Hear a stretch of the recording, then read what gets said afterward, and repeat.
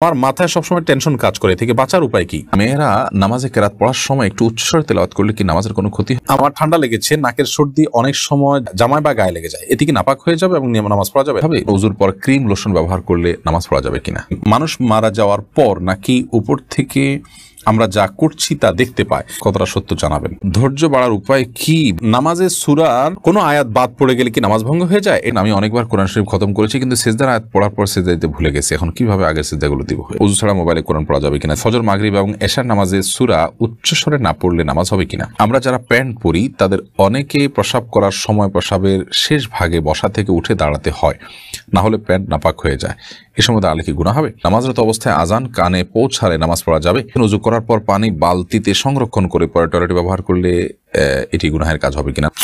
ফাইজুন্নেসা সুমনা আপনি লিখেছেন, হায়েজ অবস্থায় কোরআন তেলাওয়াত শোনা ও জিকির পড়া কি যাবে?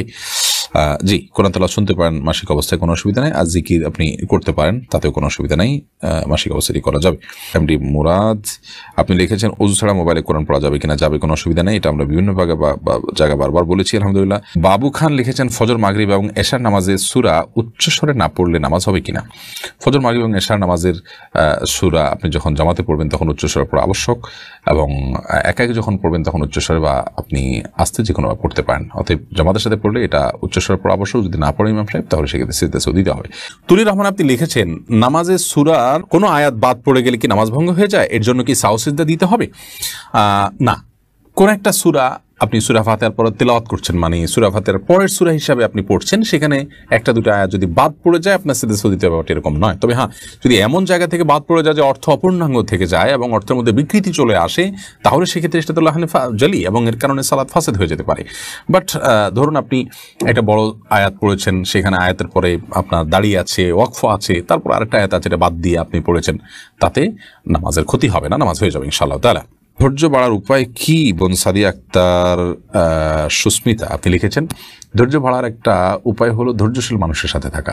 যারা খুব বেশি ধৈর্য ধারণ করতে পারে, মানুষগুলোর সাথে উঠা বসা করেন, তাদের সাথে চলাফেরা করেন, তাদের সাথে সময় কাটান, তাদের সান্নিধ্যে থাকেন, দেখবেন ইনশাআল্লাহ আপনার মধ্যে সবর এবং ধৈর্য আসবে।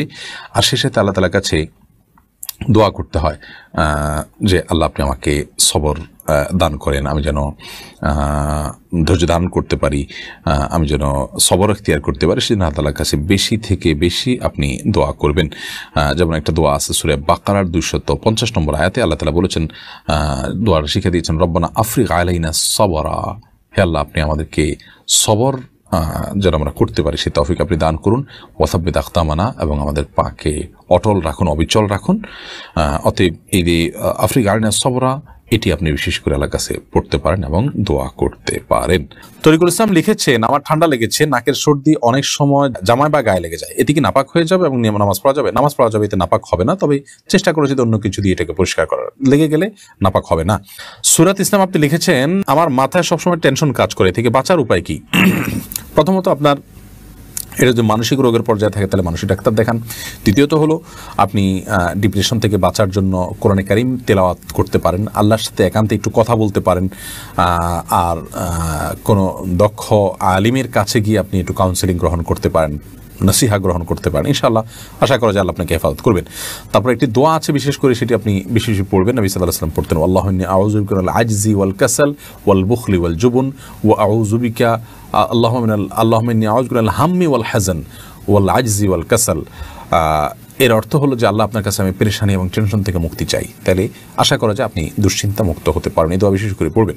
আর জানা শিরিন ইসলাম আপনি লিখেছেন, নামাজরত অবস্থায় আজান কানে পৌঁছালে নামাজ পড়া যাবে নাকি সে অবস্থায় থেমে গিয়ে আজান শেষ হওয়ার পুরনে পড়তে হবে? কোনো অসুবিধা নেই, আজান চলাকালীন নামাজ অব্যাহত রাখা যাবে। আপনি সালাত শুরু করেছেন, নামাজের মধ্যে আছেন, এর মধ্যে আজান শুরু হয়ে গেছে, আপনার থামার দরকার নেই, আপনি নামাজ কন্টিনিউ করতে থাকবেন, মুয়াজ্জিন তার আজান অব্যাহত রাখবেন। ইউসুফ আহনাফ আপনি লিখেছেন, মানুষ মারা যাওয়ার পর নাকি উপর থেকে আমরা যা করছি তা দেখতে পাই, কতটা সত্য জানাবেন। সরি, কিছু বোধহয় মিস্টেক হয়েছে টাইপের মধ্যে। তো যাই হোক, আমরা যেটুকু বুঝতে পেরেছি, মানুষ মারা যাওয়ার পর তিনি তার আত্মীয় স্বজন যা যা করেন সব দেখতে পান, জানেন। ব্যাপারটা এরকম নয়। আল্লাহ তাআলা তাকে যতটুকু জানান তিনি ততটুকু জানেন। কোরআনে আল্লাহ তাআলা বলেছেন, ওমা আনতা বিমুসমিইন মান ফিল কুবুর, যিনি কবর, যারা কবরবাসী আছেন, আপনি চাইলে তাদেরকে আপনি যা খুশি যা শোনাতে পারবেন না, বরং আল্লাহ তাআলা যাকে ইচ্ছা তাকে শোনান, যাকে ইচ্ছা তাকে জানান, যতটুকু ইচ্ছা ততটুকু জানান। বিধায় তারা সব কিছু আমাদের অবজার্ভ করতে পারে, ব্যাপারটি এরকম নয়। জে এস সোহেল রানা আপনি জানতে চেয়েছেন, উজু করার পর পানি বালতিতে সংরক্ষণ করে পরে টয়লেটে ব্যবহার করলে এটি গুনাহের কাজ হবে কিনা? না, এর ফলে কোনো গুনাহ হবে না, কারণ টয়লেটে উজুর যে পানিটা ব্যবহৃত পানিটা এটা নাপাক হয়, মানে এটা নাপাক হয় না, আবার এটা অন্যকে পবিত্রও করতে পারে না। বিধায় এটা দিয়ে আমরা টয়লেটে ময়লা পরিষ্কার করার কাজ করতে পারি, টয়লেটের ফ্লোর পরিষ্কার করার কাজ করতে পারি, বা অন্য কোনো কাজ করতে পারি, এতে কোনো অসুবিধা নেই। অজুতে ব্যবহৃত হয়ে গেছে বিধায় পানিটা পবিত্র হয়ে গেছে, এটাকে যেখানে সেখানে ফেলানো যাবে না, ব্যাপারটা সেরকম নয়। ইডি অন্তর এই আইডি থেকে আপনি লিখেছেন, আমরা যারা প্যান্ট পরি তাদের অনেকে প্রস্রাব করার সময় প্রস্রাবের শেষ ভাগে বসা থেকে উঠে দাঁড়াতে হয়, না হলে প্যান্ট নাপাক হয়ে যায়, এ সময় দাঁড়ালে কি গুনাহ হবে? এরকম পোশাক পরাই উচিত নয় যে পোশাক পরে আসলে পেশাব বসে করতে, স্বাভাবিকভাবে করতে অসুবিধা হবে, সে পোশাক পরাই আমাদের জন্য উচিত নয়। কারণ দাঁড়িয়ে পেশাব করা আমাদের জন্য যেমন ক্ষতিকর, তেমনিভাবে এটি হাদিসের আলোকেও নিষিদ্ধ। নবী সাল্লাল্লাহু আলাইহি ওয়াসাল্লাম এটি করতেন না।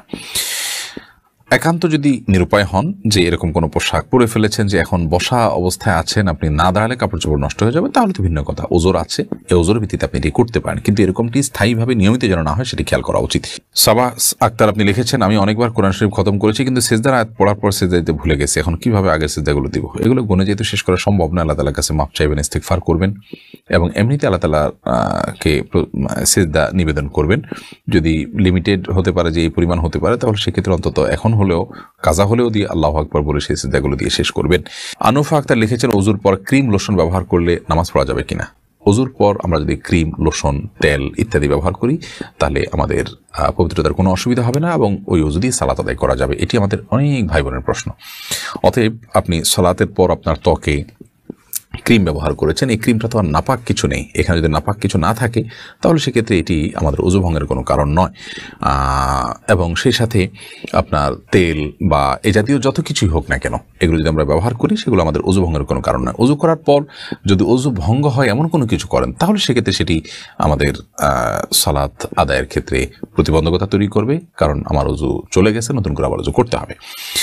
আর এই আপনার লোশন ইত্যাদি এগুলো শরীরের মধ্যে কোনো আলাদা আবরণও তৈরি করে না যে পরবর্তীতে ওজুতে সমস্যা হবে, সেটাও আরেক মাসআলা যে আদৌ পরবর্তীতে আমার ওজু করলে সেখানে কোনো সমস্যা হবে কিনা। কিন্তু মৌলিকভাবে ক্রিম লোশন ব্যবহার করলে আমাদের ওজুতে কোনো অসুবিধা হবে না ইনশাআল্লাহ। তার আনোয়ারা বেগম আপনি লিখেছেন, মেয়েরা নামাজে কেরাত পড়ার সময় একটু উচ্চস্বরে তেলাওয়াত করলে কি নামাজের কোনো ক্ষতি হবে? যদি বাসায় কেউ না থাকে, রাতের নামাজ যদি হয়, বাসায় কেউ না থাকে, আশেপাশে মৃদু আওয়াজ হলো নিজে শুনলেন, তাতে কোনো অসুবিধা হবে না ইনশাআল্লাহ তাআলা। এরপরে রাগিবুর রহমান সাবিত আপনি লিখেছেন, মহিলাদের রুকু দেওয়ার সময় যদি টাকনুর গিরা দেখা যায় তাহলে কি নামাজ হবে? পুরো রুকু জুড়ে যদি এরকম হয় তাহলে সেটা সালাতের জন্য ক্ষতিকারক হবে। আর যদি হঠাৎ সামান্য একটু অংশ হয়তো এক ঝলক একটু সরে গিয়েছিল, আবার তিনি ঠিক করে ফেলেছেন, তাতে অসুবিধা নেই, কারণ সালাতের মধ্যে টাকনু সহকারেই তাকে ঢেকে রাখতে হবে।